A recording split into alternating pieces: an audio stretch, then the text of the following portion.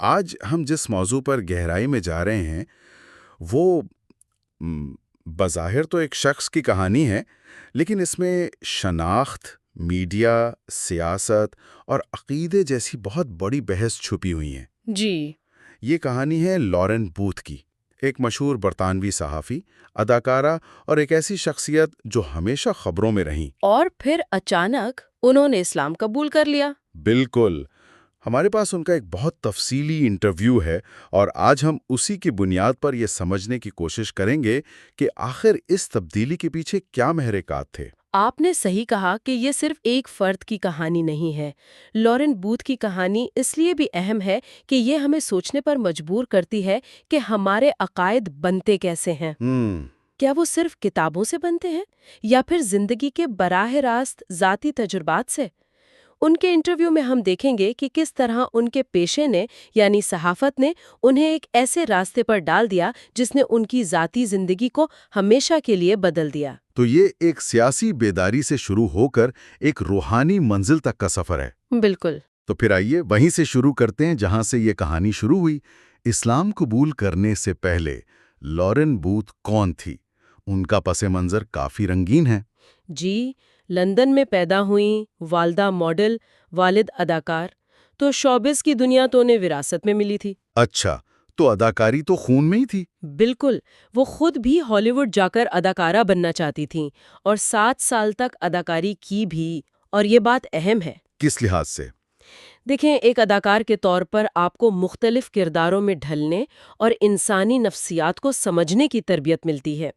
شاید اسی پس منظر نے انہیں بعد میں چیزوں کو مختلف زاویوں سے دیکھنے میں مدد دی۔ لیکن پھر وہ صحافت میں آ گئیں 1997 میں، اور چھوٹے موٹے نہیں بلکہ اسکائی نیوز، بی بی سی اور ڈیلی میل جیسے بڑے اداروں کے لیے کام کیا۔ جی ہاں، اور یہیں سے ان کا دنیا کو دیکھنے کا ایک خاص نظریہ بننا شروع ہوا۔ انٹرویو میں وہ بتاتی ہیں کہ 9/11 کے وقت اسلام کے بارے میں ان کا تاثر وہی تھا جو زیادہ تر مغربی لوگوں کا تھا، لیکن ایک فرق تھا۔ کیا فرق تھا؟ وہ خود کو بائیں بازو کی سوچ رکھنے والی کہتی ہیں، تو ان کا شک فوراً مذہبی پہلو پر نہیں بلکہ سیاسی پہلو پر گیا۔ انہیں لگا کہ یہ ایک بہانہ ہے اور اب امریکہ اپنی طاقت دکھانے کے لیے کسی غریب ملک جیسے افغانستان پر چھڑ دوڑے گا۔ اور یہاں ایک بہت دلچسپ کشمکش نظر آتی ہے، مطلب ذاتی نظریات اور لاشعوری تعصب کے درمیان۔ وہ کیسے؟ دیکھیں، سیاسی طور پر تو وہ مغرب کے بیانیے پر تنقید کر رہی تھیں، لیکن میڈیا کی برسوں کی پروگرامنگ نے ان کے فوری رد عمل پر قبضہ کیا ہوا تھا۔ وہ ایک واقعہ سناتی ہیں جو اس نقطے کو بہترین طریقے سے واضح کرتا ہے۔ لفٹ والا واقعہ؟ جی، جب وہ فلسطین گئیں تو لفٹ میں مسلح فلسطینی گارڈز کو دیکھ کر ان کے ذہن میں پہلا خیال کیا آیا؟ یہ لوگ اس گوری عورت کو بعد میں مار دیں گے۔ یہ تو بہت چونکا دینے والی بات ہے۔ یعنی ایک طرف وہ فلسطینی کاز کی حمایت کر رہی ہیں اور دوسری طرف ان لوگوں سے ہی ڈر رہی ہیں جن کے لیے وہ وہاں گئی تھی۔ بالکل، اور یہی اس واقعے کی نفسیاتی اہمیت ہے۔ یہ اس بات کی یاد دہانی ہے کہ ہمارے شعوری عقائد اور ہمارے لاشعوری اضطراری رد عمل ہمیشہ ایک جیسے نہیں ہوتے۔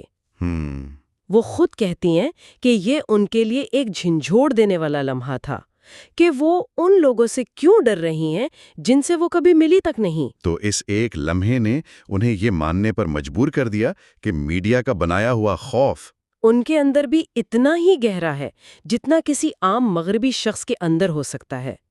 یہ خود شناسی کی طرف ان کا پہلا اور شاید سب سے مشکل قدم تھا۔ اور شاید اسی خود شناسی نے آگے کے سفر کے لیے زمین تیار کی، کیونکہ اس کے بعد وہ فلسطین پہنچیں اور ان کے مطابق یہی ان کی زندگی کا اصل ٹرننگ پوائنٹ تھا۔ 2005 میں؟ جی، 2005 میں وہ وہاں ایک صحافی بن کر گئی تھیں، لیکن کہتی ہیں کہ یہ سفر ایک زیارت جیسا محسوس ہوا۔ ایک عیسائی ہونے کے ناطے وہ حضرت عیسیٰ کی سرزمین پر ہونے پر بہت پرجوش تھی، مگر سب سے بڑی حیرت انہیں وہاں جا کر ہوئی۔ اور وہ کیا تھی؟ یہی کہ مسیحی مقدس مقامات کی دیکھ بھال مسلمان کر رہے تھے۔ یہ ان کے لیے ایک بالکل نئی بات تھی۔ ان کا خیال تھا کہ ان دونوں مذاہب میں تو دشمنی ہے۔ بالکل، لیکن انہوں نے دیکھا کہ لبنان میں جس غار میں حضرت عیسیٰ نے کوڑیوں کو شفا دی تھی، اس سے منسلک چرچ کی چابیاں نسلوں سے ایک مسلمان خاندان کے پاس ہیں۔ واہ! جب انہوں نے اس خاندان کے سربراہ سے پوچھا کہ کیا آپ نے یہ چابیاں چرائیں، تو اس نے مسکرا کر جواب دیا، نہیں، عیسائی ہم پر بھروسہ کرتے ہیں کیونکہ ہم بھی عیسیٰ کو مانتے ہیں۔ یہ ان کے بنائے ہوئے ذہنی خاکے پر پہلی بڑی چوٹ تھی۔ مغربی میڈیا میں جو تصویر کشی کی جاتی ہے، یہ حقیقت اس کے بالکل برعکس تھی۔ یہ جاننا کہ مسلمان حضرت عیسیٰ کو نہ صرف مانتے ہیں بلکہ ایک عظیم پیغمبر کی حیثیت سے ان کی عزت کرتے ہیں، یہ ان کے لیے ایک بہت بڑا انکشاف تھا۔ جی، اس نے دو مذاہب کے درمیان دشمنی کے بیانیے کو ان کے ذہن میں توڑنا شروع کر دیا۔ اور پھر اس سفر میں 2 ایسے واقعات ہوئے جنہوں نے نظریاتی تبدیلی کو ایک جذباتی حقیقت میں بدل دیا۔ پہلا واقعہ رملہ کا ہے۔ اچھا، جنوری کی سخت سردی تھی اور ان کے پاس کوٹ نہیں تھا۔ سڑک پر ایک بوڑھی فلسطینی خاتون نے انہیں دیکھا، ان کا بازو پکڑا اور کچھ کہے بغیر اپنے گھر لے گئیں۔ وہاں اپنی الماری کھولی، ایک بڑا سا اوور کوٹ نکالا اور لورن کو پہنا دیا۔ یہ بظاہر ایک چھوٹا سا واقعہ ہے، لیکن اس کے اثرات بہت گہرے ہیں۔ یہ کسی NGO کی طرف سے دی گئی امداد نہیں تھی، یہ ایک ذاتی، انسانی سطح پر مہمان نوازی اور سخاوت کا تجربہ تھا۔ وہ بھی ایک ایسے شخص کی طرف سے جو خود انتہائی مشکل حالات میں رہ رہا تھا۔ بالکل، یہ میڈیا میں دکھائے جانے والے فلسطینیوں کے متشدد عکس کے بالکل الٹ تھا۔ دوسرا واقعہ یروشلم میں پیش آیا جب وہ کچھ تحفے خرید رہی تھیں۔ ایک نوجوان دکاندار نے ان کی بہت مدد کی۔ آخر میں لورن نے اس سے پوچھا کہ کیا وہ انہیں انگریزی ترجمے والا قرآن دلا سکتا ہے، اور وہ لڑکا فوراً بھاگ کر گیا اور ایک قرآن لے آیا۔ جی، اور جب لورن نے پیسے دینے کی کوشش کی تو اس نے صاف انکار کر دیا اور صرف ایک بات کہی، جب آپ یہاں سے جائیں تو فلسطین کو مت بھولیے گا۔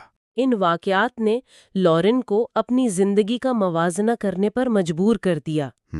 وہ سوچنے لگیں کہ میرے پاس فرانس میں فارم ہاؤس ہے، سوئمنگ پول ہے، ایک اچھی فیملی ہے، لیکن میں ہر وقت چھوٹی چھوٹی باتوں پر پریشان اور تناؤ میں رہتی ہوں۔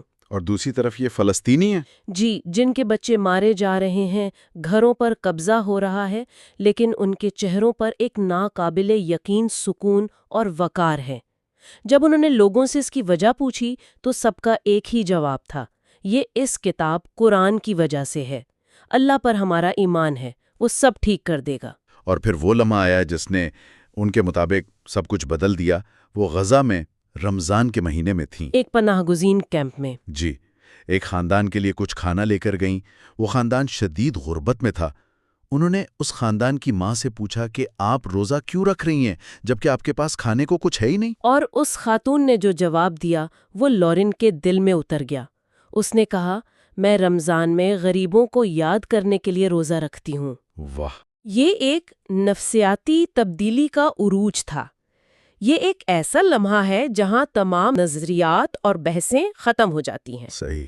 یہ دیکھنا کہ کوئی شخص جس کے پاس کچھ بھی نہ ہو وہ بھی شکر گزاری اور دوسروں کے لیے ہمدردی کا جذبہ رکھتا ہو، یہ ان کے مغربی مادی نقطۂ نظر کے لیے ایک بہت بڑا چیلنج تھا۔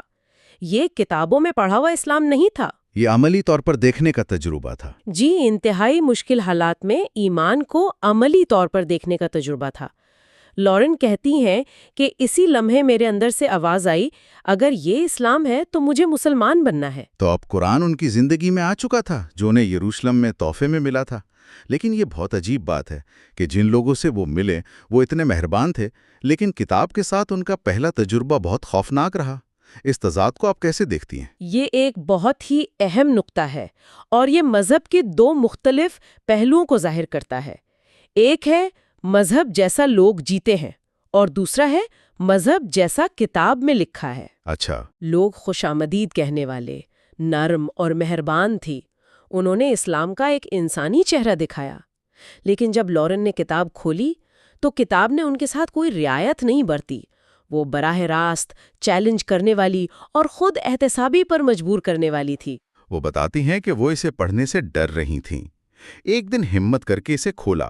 جب سورت الفاتحہ پڑھی تو وہ انہیں اپنی مسیحی دعاؤں جیسی لگی۔ ایک خدا کی عبادت، اسی سے مدد مانگنا، سیدھے راستے کی دعا۔ جی، وہ کہتی ہیں میں ان سب باتوں سے 100% متفق تھی، لیکن پھر سورت البقرہ شروع ہوئی۔ بالکل، اور وہاں سے ان کا تجربہ مکمل طور پر بدل گیا۔ وہ کہتی ہیں کہ انہیں لگا جیسے یہ کتاب سیدھا مجھ سے بات کر رہی ہے اور میری منافقت پر تنقید کر رہی ہے۔ اچھا؟ جب انہوں نے آیتیں پڑھیں کہ کچھ ایسے بھی لوگ تھے جو کہتے تھے کہ وہ ایمان والے ہیں، لیکن ان کے دلوں میں چھلاوا ہے، تو انہیں لگا یہ میرے بارے میں ہی لکھا ہے۔ انہیں محسوس ہوا کہ کتاب انہیں جہنم کی آگ سے ڈرا رہی ہے۔ کیونکہ وہ خدا پر ایمان کا دعویٰ تو کرتی تھیں لیکن اپنی زندگی اس کے مطابق نہیں گزار رہی تھی۔ جی، یہ تجربہ اتنا شدید تھا کہ انہوں نے قرآن بند کیا اور اسے ایک اونچی شیلف پر رکھ دیا کہ اب اسے نہیں چھونا۔ یہ ایک بہت گہری نفسیاتی کیفیت ہے۔ اکثر لوگ مقدس کتابوں کو تسلی کا ذریعہ سمجھتے ہیں لیکن ان کے لیے یہ ایک آئینہ بن گئی جو ان کی وہ خامیاں دکھا رہا تھا جن کا وہ خود سامنا نہیں کرنا چاہتی تھیں۔ کتاب کو اونچی شیلف پر رکھ دینا اس بات کی علامت ہے کہ وہ اس سچائی کا سامنا کرنے کے لیے ابھی ذہنی طور پر تیار نہیں تھیں۔ ان کا دل لوگوں کے حسن سلوک سے متاثر ہو چکا تھا لیکن ان کا دماغ ابھی اس کتاب کے چیلنج کو قبول کرنے کے لیے تیار نہیں تھا۔ تو پھر وہ کون سا لمحہ تھا جس نے ذہنی کشمکش کو ختم کیا؟ یہ فیصلہ آخر کیسے ہوا؟ اس کے لیے ہمیں 2010 میں جانا ہوگا جب وہ ایک صحافی کے طور پر ایران گئیں۔ جی، وہ رمضان کے مہینے میں ایران گئی تھی۔ ایک دن وہ قم شہر کی ایک مشہور مسجد میں گئیں۔ وہ کہتی ہیں کہ ان کا ارادہ رپورٹنگ کرنے کا تھا، وہ کسی مذہبی کیفیت میں نہیں تھی۔ لیکن جیسے ہی وہ مسجد کے مرکزی حصے میں جا کر بیٹھیں ان کے ساتھ کچھ بہت غیر معمولی ہوا۔ کیا ہوا؟ انہیں لگا جیسے وہ کسی امن کے جھرنے کے نیچے بیٹھی ہیں۔ ان کی ساری پریشانیاں، سارا تناؤ، یہاں تک کہ اپنی شناخت کا احساس بھی غائب ہو گیا۔ یہ ایک کلاسیکی روحانی یا صوفیانہ تجربہ لگتا ہے جسے کئی روایات میں بیان کیا گیا ہے۔ جی، یہ عقل، منطق اور دلیل سے بالاتر ایک تجربہ ہوتا ہے جو مکمل طور پر احساس پر مبنی ہے۔ یہ کوئی علمی فیصلہ نہیں تھا کہ انہوں نے اسلام کے سارے دلائل پڑھ لیے اور مطمئن ہو گئیں۔ یہ بس ایک احساس تھا۔ سکون اور یقین کا ایک ایسا زبردست، ناقابل تردید احساس تھا جس نے ان کے تمام شکوک و شبہات کو ایک لمحے میں ختم کر دیا۔ وہ کہتی ہیں، اس لمحے مجھے 100% یقین ہو گیا کہ خدا ایک ہے اور محمد صلی اللہ علیہ وسلم اس کے پیغمبر ہیں۔ اس تجربے کے بعد تو سب کچھ بہت تیزی سے بدلا۔ وہ لندن واپس آئیں اور ایک مسجد میں جا کر باقاعدہ کلمہ پڑھا۔ وہ اس لمحے کو بیان کرتی ہیں کہ جب انہوں نے کلمہ پڑھا تو ایسا لگا جیسے ان کے منہ سے سونا نکل رہا ہو اور پوری عمارت میں زلزلہ آ گیا ہو۔ اور پھر اگلے ہی دن حجاب کا معاملہ ہوا۔ جی، جب وہ اپنے بچوں کو اسکول چھوڑنے کے لیے گھر سے نکلنے لگیں تو انہیں حجاب نہ پہننے پر شدید بے چینی محسوس ہوئی۔ وہ دروازے سے باہر قدم نہیں رکھ پا رہی تھیں جب تک انہوں نے ایک سکارف ڈھونڈ کر پہن نہیں لیا۔ یہ ظاہر کرتا ہے کہ ان کی تبدیلی کتنی گہری اور فوری تھی۔ یہ کوئی ایسی چیز نہیں تھی جسے وہ آہستہ آہستہ اپنانا چاہتی تھیں کہ پہلے کچھ سال مطالعہ کروں گی پھر سوچوں گی۔ یہ ایک مکمل اندرونی تبدیلی تھی۔ جی، جس کا فوری بیرونی اظہار ان کے لیے ضروری ہو گیا تھا۔ حجاب پہننا ان کے لیے کوئی سیاسی بیان نہیں تھا بلکہ ایک گہری ذاتی ضرورت بن گیا تھا۔ لیکن اس فیصلے کی ایک سماجی اور پیشہ ورانہ قیمت بھی تھی۔ خاندان کا رد عمل ملا جلا تھا۔ والدہ نے طنزیہ انداز میں پوچھا، تو کیا اب تم دہشت گرد بننے والی ہو؟ اور والد کو تشویش تھی کہ وہ اپنی مغربی آزادی کھو دیں گی۔ بالکل، لیکن سب سے ڈرامائی اثر ان کی پیشہ ورانہ زندگی پر پڑا۔ حجاب پہن کر اسکائی نیوز جانے کے صرف 2 دن بعد انہیں فون آیا کہ اب ہمیں آپ کی ضرورت نہیں ہے۔ اور یہ نقطہ شناخت، نمائندگی اور مرکزی دھارے کے میڈیا کے رویے پر ایک بہت اہم تبصرہ ہے۔ لورن خود کہتی ہیں کہ اسکائی نیوز پر گندمی رنگ کی حجابی خواتین کام کرتی ہیں کیونکہ میڈیا کے لیے وہ ایک معمول کی بات ہے۔ لیکن ایک سفید فام مغربی صحافی جو اسلام قبول کر کے حجاب پہن لے، وہ ان کے بنائے ہوئے بیانیے میں فٹ نہیں بیٹھتی۔ وہ ایک ایسی حقیقت بن جاتی ہے جسے وہ سمجھا نہیں پاتے اور جسے نظر انداز کرنا ان کے لیے زیادہ آسان ہوتا ہے۔ اس واقعے سے ان اداروں کے اندر موجود وہ تعصبات کھل کر سامنے آ جاتے ہیں جن پر وہ عام طور پر پردہ ڈالے رہتے ہیں۔ اسلام قبول کرنے کے بعد بھی ان کے سیکھنے کا عمل جاری رہا۔ مجھے ان کا ایک واقعہ بہت دلچسپ لگا جو انہوں نے سنایا۔